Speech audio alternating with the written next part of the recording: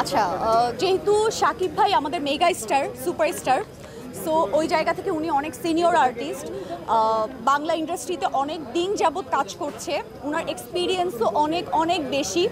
ওই জায়গা থেকে হচ্ছে সে আমাদের দরদ সিনেমাতে, দরদের সেটে আমরা তো অনেক বড় একটা টিম ছিলাম, অনেকগুলো কোয়ার্টিস্ট ছিল, বাট সবার সাথে সে এত বেশি কোঅপারেটিভ ছিল যে আমরা সবাই হচ্ছে তার সামনে আছে না যে এত বড় সিনিয়রের সাথে কিভাবে আমরা ওনার সামনে গিয়ে মানে ক্যারেক্টার প্লে করব, বাট উনি হচ্ছে ওইখানে জিনিসটা এত ইজি করে দিয়েছে যে আমরাও খুব ইজিলি ওনার সামনে আমাদের ক্যারেক্টারটা প্লে করতে পেরেছি, মানে এতটাই সাপোর্টিভ ছিল।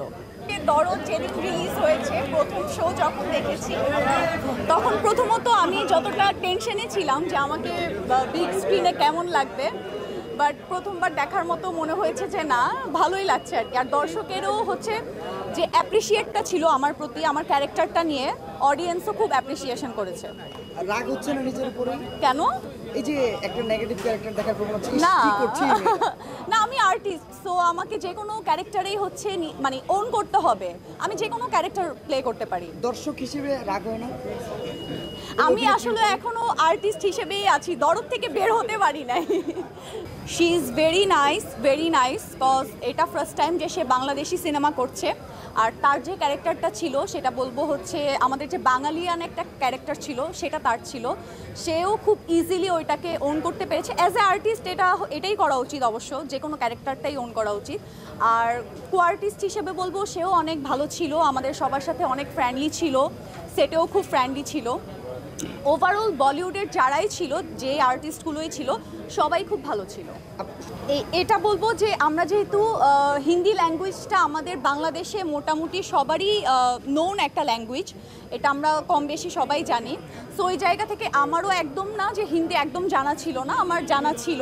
বাট আমি যখনই হচ্ছে বানারস যাই, আমি আমার স্ক্রিপ্টটা পাই, ওইটা টোটালি হচ্ছে একটা হিন্দি স্ক্রিপ্ট ছিল।